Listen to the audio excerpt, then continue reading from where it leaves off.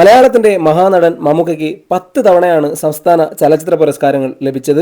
1981 അദ്ദേഹത്തിന് ആദ്യമായി സംസ്ഥാന പുരസ്കാരം ലഭിക്കുന്നത്. IV ശശി സംവിധാനം ചെയ്ത അഹിംസ എന്ന ചിത്രത്തിലൂടെ മികച്ച രണ്ടാമത്തെ നടനുള്ള പുരസ്കാരമാണ് മമ്മൂക്കയ്ക്ക് ആദ്യമായി ലഭിക്കുന്നത്. അഹിംസ എന്ന ചിത്രത്തിൽ വാസു എന്ന കഥാപാത്രമായിരുന്നു മമ്മൂക്ക എത്തിയത്. മോഹൻലാലും സിനിമയുടെ ഒരു ഭാഗമായിരുന്നു. 1984 അദ്ദേഹത്തിന് രണ്ടാമത്തെ സംസ്ഥാന ചലച്ചിത്ര പുരസ്കാരം ലഭിച്ചു. ഇത്തവണ മികച്ച നടനുള്ള പുരസ്കാരമാണ് ലഭിച്ചത്.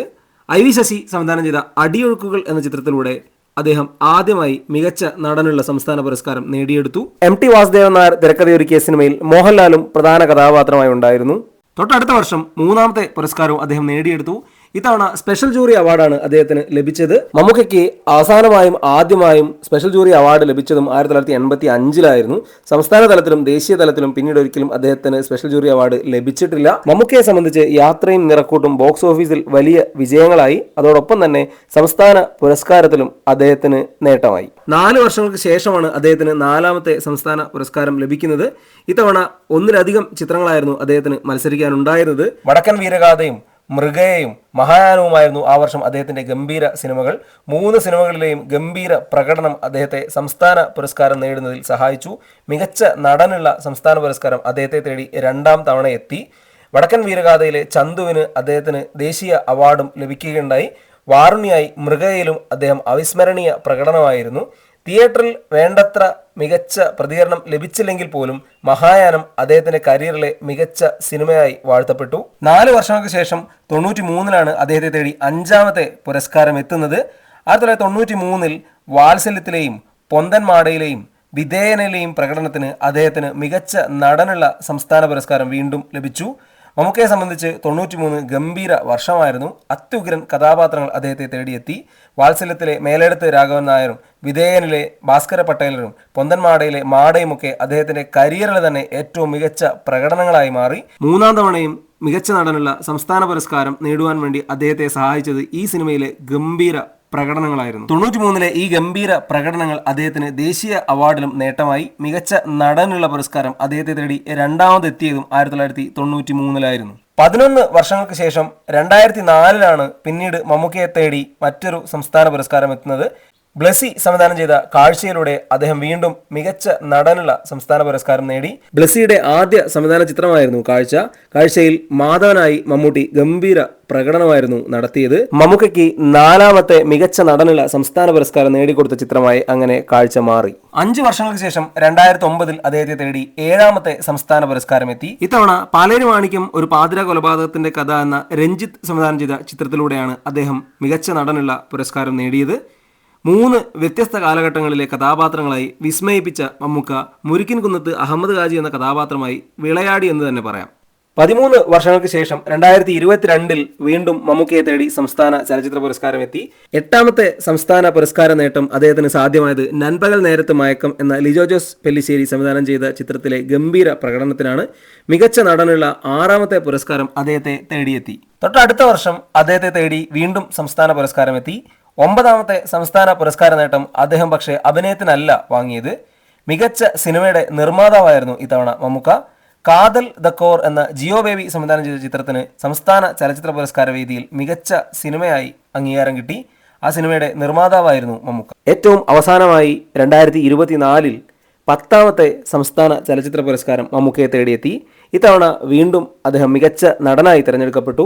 അങ്ങനെ ഏറ്റവും കൂടുതൽ തവണ മികച്ച നടനായി തിരഞ്ഞെടുക്കപ്പെട്ടതും മമ്മൂക്കയായി മാറി. 7ാമത്തെ മികച്ച നടനുള്ള പുരസ്കാരവും 10ാമത്തെ സംസ്ഥാന ചലച്ചിത്ര പുരസ്കാരവും അദ്ദേഹം നേടിയെടുത്തു. രാഹുൽ സദാശിവൻ സംവിധാനം ചെയ്ത ബ്രഹ്മയുഗത്തിൽ ചാത്തനായും പോറ്റിയായും അദ്ദേഹം വിസ്മയ പ്രകടനം നടത്തി.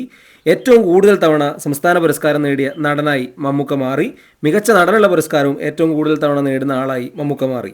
ഇനി മോഹൻലാലിന് ലഭിച്ച സംസ്ഥാന അവാർഡുകൾ ഏതൊക്കെയാണെന്ന് നോക്കാം.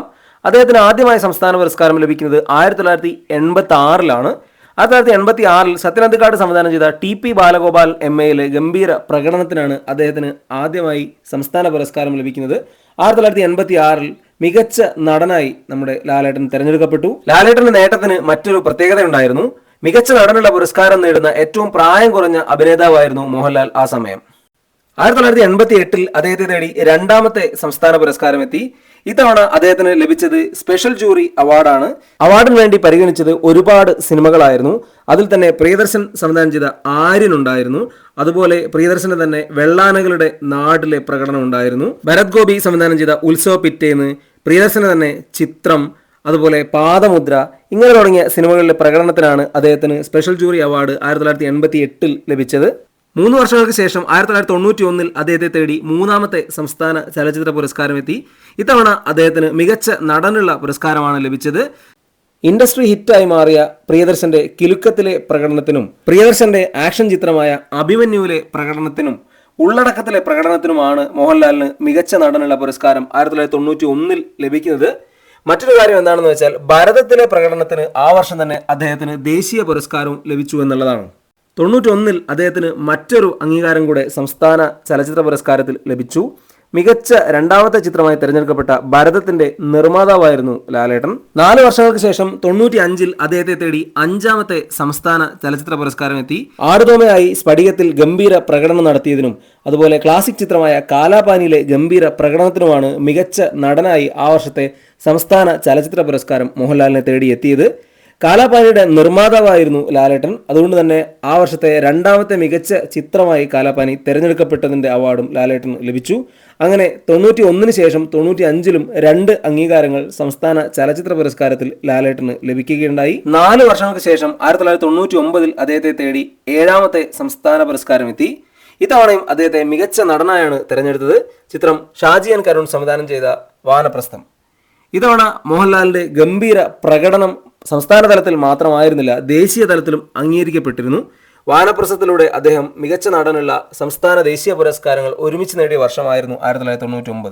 6 വർഷങ്ങൾക്ക് ശേഷം 2005 പിന്നീട് ഒരു ദേശീയ പുരസ്കാരം ലാലേട്ടനെ തേടിയെത്തിയത്. ഇത്തവണ തന്മാത്രയിലൂടെയാണ് അദ്ദേഹം ആ പുരസ്കാരം നേടിയത്. ബ്ലസ്സി സംവിധാനം ചെയ്ത തന്മാത്രയിൽ ഗംഭീര പ്രകടനമായിരുന്നു ലാലേട്ടൻ നടത്തിയത്. അങ്ങനെ 8ാമത്തെ സംസ്ഥാന ചലച്ചിത്ര പുരസ്കാരം അദ്ദേഹത്തെ തേടിയെത്തി. ഓരോ മലയാളിക്കും വിങ്ങുന്ന ഓർമ്മകൾ സമ്മാനിച്ച ഗംഭീര പ്രകടനമായിരുന്നു രമേശൻ നായരായി ലാലേട്ടൻ തന്മാത്രയിൽ നടത്തിയത്. 2 വർഷങ്ങൾക്ക് ശേഷം വീണ്ടും അദ്ദേഹത്തെ തേടി സംസ്ഥാന ചലച്ചിത്ര പുരസ്കാരം എത്തി. പി.ടി. കുഞ്ഞുമുഹമ്മദ് സംവിധാനം ചെയ്ത പരദേശിയിലൂടെയാണ് അദ്ദേഹത്തിന് വീണ്ടും മികച്ച നടനുള്ള സംസ്ഥാന പുരസ്കാരം ലഭിക്കുന്നത്. 6ാമത്തെ തവണയാണ് ലാലേട്ടനെ തേടി മികച്ച നടനുള്ള സംസ്ഥാന പുരസ്കാരം എത്തിയത്. പരദേശിയിൽ ലാലേട്ടൻ ഗംഭീര പ്രകടനമാണ് നടത്തിയത്. ദേശീയ പുരസ്കാരത്തിന്റെ ഫൈനൽ റൗണ്ടിലേക്കും പരദേശി തെരഞ്ഞെടുക്കപ്പെട്ടിരുന്നു. നിർഭാഗ്യവശാൽ അദ്ദേഹത്തിന് പുരസ്കാരം ലഭിച്ചില്ല. കേരള സംസ്ഥാന ചലച്ചിത്ര പുരസ്കാരം ലാലേട്ടനെ തേടിയെത്തിയത് 9 തവണ മാത്രമാണ്. എന്നാൽ ആന്ധ്ര സംസ്ഥാന സർക്കാരിന്റെ ഒരു പുരസ്കാരം കൂടെ ലാലേട്ടന് ലഭിച്ചിരുന്നു. 2016 പുറത്തിറങ്ങിയ തെലുങ്ക് ചിത്രം ജനതാ ഗാരേജിലെ ഗംഭീര പ്രകടനത്തിന് ലാലേട്ടന് ആന്ധ്ര സർക്കാരിന്റെ സംസ്ഥാന പുരസ്കാരം ലഭിച്ചിരുന്നു. മികച്ച സപ്പോർട്ടിംഗ് ആക്ടറുടെ അവാർഡാണ് ലാലേട്ടനെ തേടിയെത്തിയത്. ജനതാ ഗാരേജിലെ പ്രകടനത്തിന് ലാലേട്ടന് ദേശീയ തലത്തിലും അംഗീകാരം ലഭിച്ചിരുന്നു. ഇങ്ങനെ 2 സംസ്ഥാനങ്ങളിൽ നിന്നായി 10 സംസ്ഥാനതല പുരസ്കാരങ്ങളാണ് ശ്രീ മോഹൻലാലിനെ തേടിയെത്തിയത്.